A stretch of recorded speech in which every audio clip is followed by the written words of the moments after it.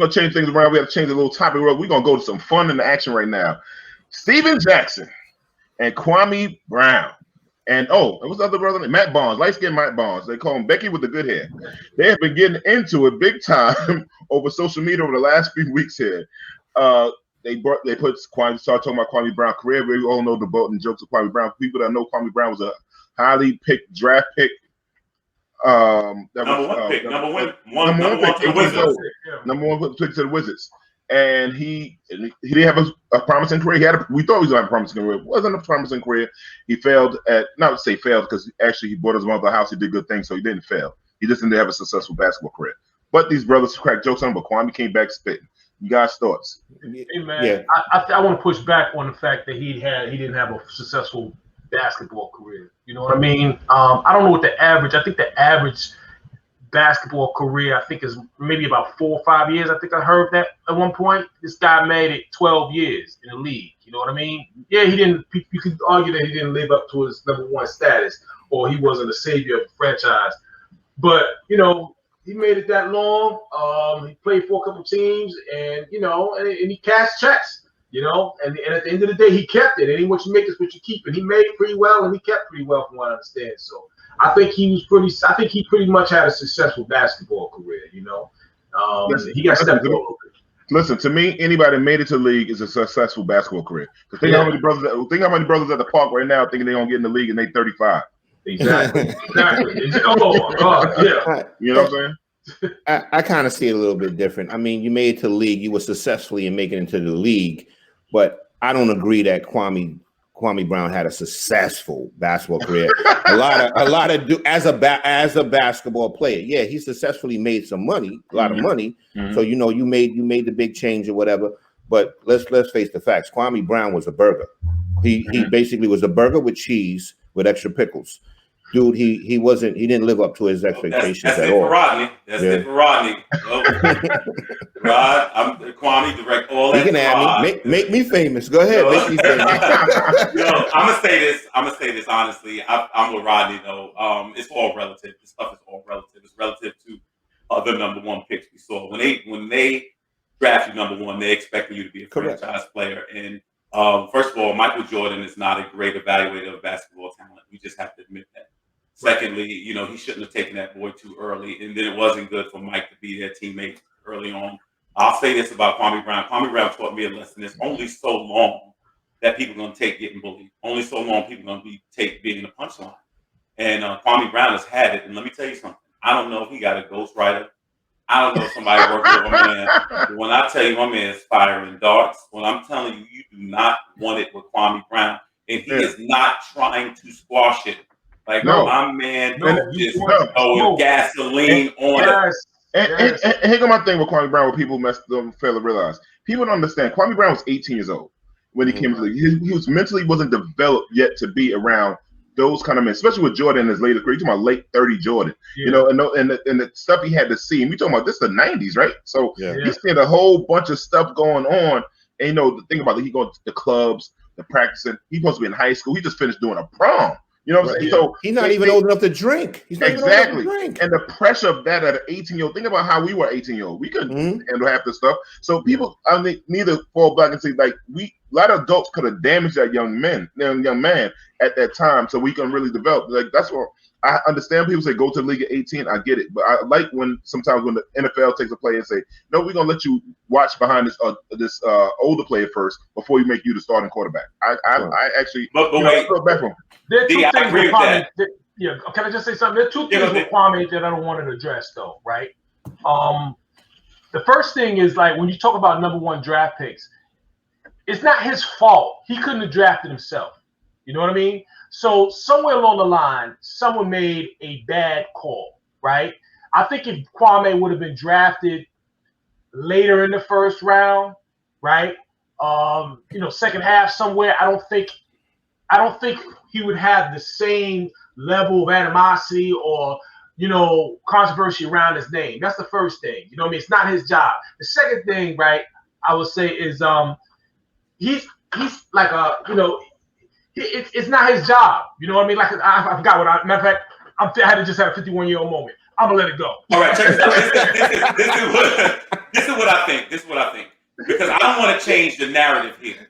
I'm with Rodney. Kwame Brown was not a good player. Okay, I would just keep it 100. He was not a good player. And what happened was we saw some high school players named Kevin Garnett and Kobe Bryant spoil us. Okay, so they came out and they were otherworldly. And so when Kwame Brown, part of this great migration to the league as high school players, he just wasn't ready, right? So now this is the thing. So I don't want to debate whether he was a good player because I don't think he was one. The issue here is, does the man deserve to get kicked after 20 years? And that's what he's saying. He's saying, I ain't been in the league in years and y'all still talking about me, and he had enough. I never heard the man speak before. I never heard him do an interview before. But when I tell you that he bottled it all up and just let it go, and I'm saying he literally undressed all of these dudes and all these pundits that are supposed to be basketball aficionados. He's hitting them and he's crossing the line. The stuff that he is doing now, and he got to have somebody working social media because he's putting out videos about this man's wife and all this stuff like that. See, what happens is I think this boy been around the league long enough where he knows where some of them bodies are buried. And he's letting them secrets out. And that's why you got to be very careful of who you throw dirt on. And people, go ahead, Rob. No, the thing is, there's a lot of things we got to take into consideration here.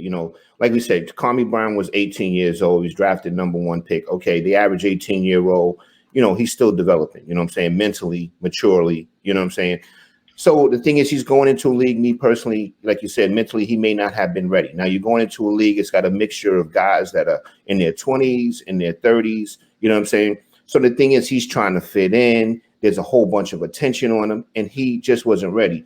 The thing is, we put so much pressure on these athletes, and some people cannot live up to it.